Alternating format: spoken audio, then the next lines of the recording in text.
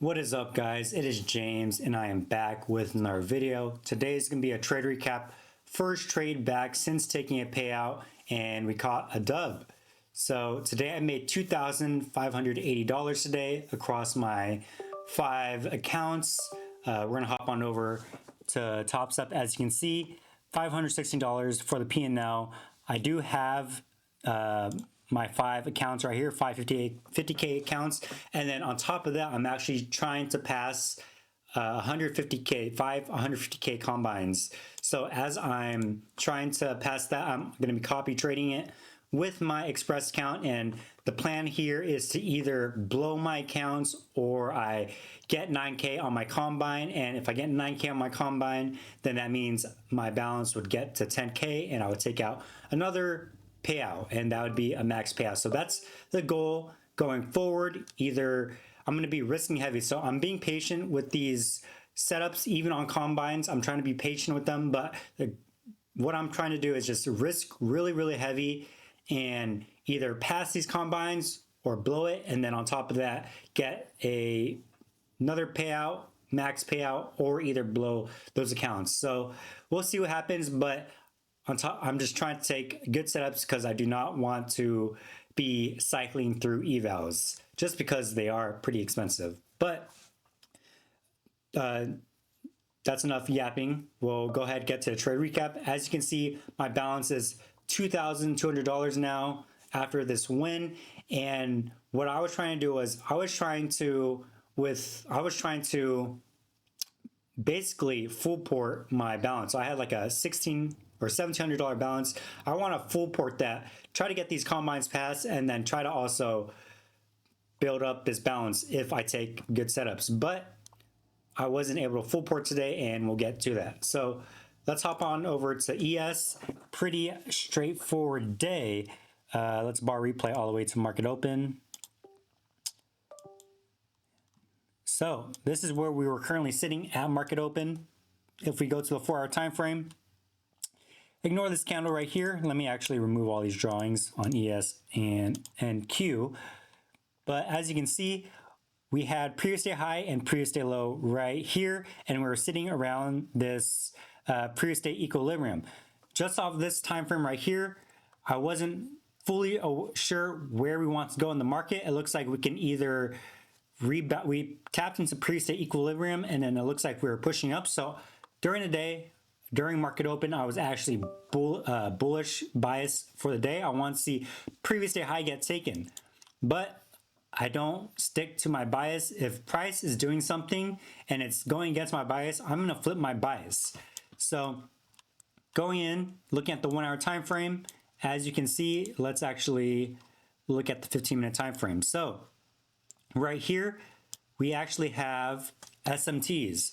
So this made me more bullish for the day. As you can see right here, we have an SMT with ES, where ES actually takes out Asia low, and it looks like we can be getting a reaction off of that. We don't take out London low or Asia low on NQ, and it looks like we're getting some sort of reaction higher. So on top of that, that is another confluence why I wanted to be bullish for the day. I really wanted to see previous day high get taken, but I did not want to target London high just because that already got taken, and I did not want to target this high right here just because there was actually a, let me see, yeah, I wanted to see a break above this structure point right here. So something like this going today was what I was ideally looking for, something where we would break above here and then get retraced to previous day high. That was what my game plan was for a day. So let's see what we had. So let's go down to the 1-minute time frame right here. This is 6:29. Yep. So just play a couple candles on NQ. So playing candles, and then for the first 10 minutes, we actually chop around like this. Once I saw chop like this, I thought that maybe today will just be a no trade day and we might just range. So what I do, I scale out, go to the 5-minute time frame just to see what the overall picture is. And as you can see, ES, we actually create another SMT right here where ES does not take out this high that NQ did right here. So this was a bearish confluence for me. After this, I did not want to target London low just because London low was already taken on ES. I would prefer to see us displace lower and then target this previous day low right here. You might be asking, why not target Asia low? Well, Asia low to me was not a very significant low. It was just a session low. Looking at the 1 hour time frame, if we mark this out right here, 1 hour time frame, as you can see, Asia low was not very significant. It's just a session low. If we did not have the indicator marking out the sessions, this would be, we wouldn't even consider this a draw on liquidity. The only reason people might think that it might be a draw on liquidity is because it's a session low. But I did not want to target that. I did not consider that a plus setup. So really, if I want shorts, I wanted to see some sort of displacement all the way down here and then to previous day low right here. So let's actually just play 5-minute candles now.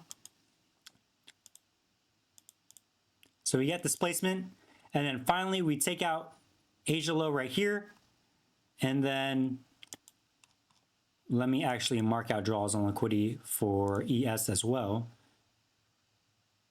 So we took out Asia low. We are also displacing lower on ES as well.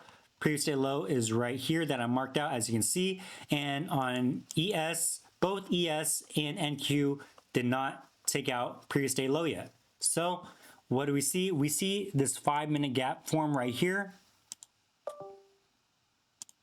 on NQ as well as ES. And scaling down to the 1-minute time frame, as you can see, nice retrace. ES and NQ both getting a nice retrace, nice deep retrace after extending, and then now we're filling out, we're getting that retracement into a fair value gap, 5-minute fair value gap. Now we just want to see displacement out of it. So I want to see 2 nice strong candles to the downside on NQ, something like this. Let's just imagine these are candles right here. I want to see something nice, strong candles like this. These are a little, yeah, something like this. Let's just imagine these are bearish candles like this. And that was an entry that I wanted. So let me delete these now. So after that, I watch how the reaction occurs, and we get this nice displacement like this, but I did not really like this displacement. If you look at the time right here, it is 7:13. So I decided to fade this setup, and here's my reasoning why. This is a setup that I believe is still pretty good if I were risking $800, but I was looking to full port my $1,700 because I either blow this count or I win this trade, build up a balance, and also make good progress on my combines. But the reasoning I did not want to take this count was because I was looking for reasons why this might not play out.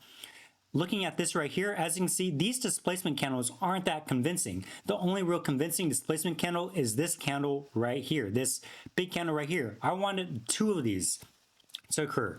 And then on top of that, after this candle closed, it was 7:13. You have to look at the higher time frame. At 7:13 in 2 minutes, there's going to be a 15-minute gap that opens up. So there's this 15-minute gap that was looking to open up. I was scared that price would, looking at the 5-minute time frame, seeing that these are starting to close bullish like this, I was scared that price might displace lower just a little bit and then retrace back up into that 15-minute gap, something like this. If we take off this 5-minute gap right here, something where price would want to, within the next 2 minutes, just hesitate a little bit and then retrace back into that higher time frame gap, and then deliver lower. That was why I stayed out of this trade right here. So after that, we play another candle, and then after this is where it showed that price did not want to go all the way back up to that 15-minute gap just because we started delivering lower. If you want to enter this trade, you would have to enter after this candle right here. This is still a very good setup. Have your stop loss right there. This is a very nice continuation trade. And then you would go break even right here. This is a very, very nice setup, and you would definitely want to go break even at this internal low right here, just because we might take this and then actually tap into the 15-minute gap and then deliver lower. So definitely would have gone breaking there if you enter that trade right there. I decided not to enter that trade just because I do not want to risk that trade and losing my $700 and all my XFAs. So I do not take that trade right there, and I'm just watching price play out. After this, I don't think I'm going to trade on NQ, but I do see that ES is lagging behind. So play more candles, and then right here, I actually get an entry. Bar replay one more time, or I don't even need a bar replay. I get an entry right here because, let me actually, yeah, bar replay one more. So after this draw liquidity is basically confirmed. It's too late to enter on NQ, but ES is still lagging behind.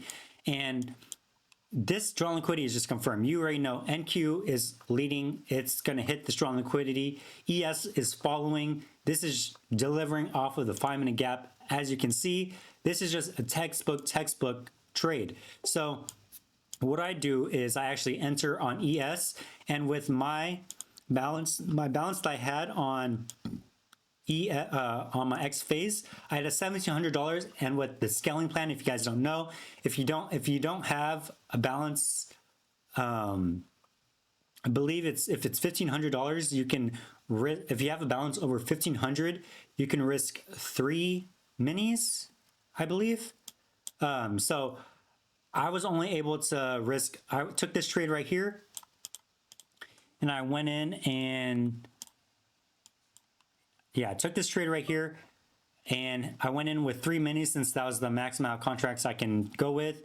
And I was just banking that price was going to continue to fall, just because prices showed that there's being good delivery. Price just wants to continue to fall, and then I would go break even immediately after NQ takes this low right there. So entered right there.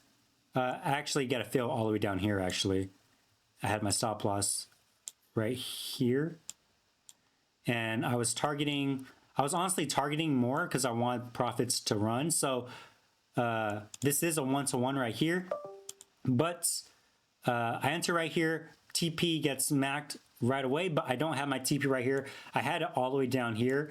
And what I did was I actually trailed my stop loss. So once I was already break even at this point, but what I did was on top step, I just dragged the position. And once this got taken, I was hoping that price would just continue to fall lower, and I would trail my stop loss all the way up here. So once this got tapped into, I trailed my stop loss right here, and I got trailed out. And good thing I did that, because if I didn't trail it, or if I didn't take profits, I would have gone break even, and if I didn't even go to move it to break even, I would have gone stopped out. So that is important of risk management, but I always like to trail my stop loss and extend my TP, just because I like to see if there's going to be a runner. You never know if price is going to run without you, and I've missed out on a lot of profit by not doing that before. So that's something I'm starting to incorporate. And yeah, that was the trade I took today. As you can see right here, I got my execution right here. Right here, trailed out right here, and $516 on my accounts, on my X phase, and then on my combines. So that was a trade for today. Little trade recap. Very nice day. Very nice trade to end the week off, going to the weekend green for the week, which is very nice. Get to relax and just enjoying my weekend. So I hope you guys learned from this. And if you want to continue to learn from me, make sure you subscribe to the channel, like the video, and leave any comment sections if you have any questions. So I'll see you guys in the next one. Peace.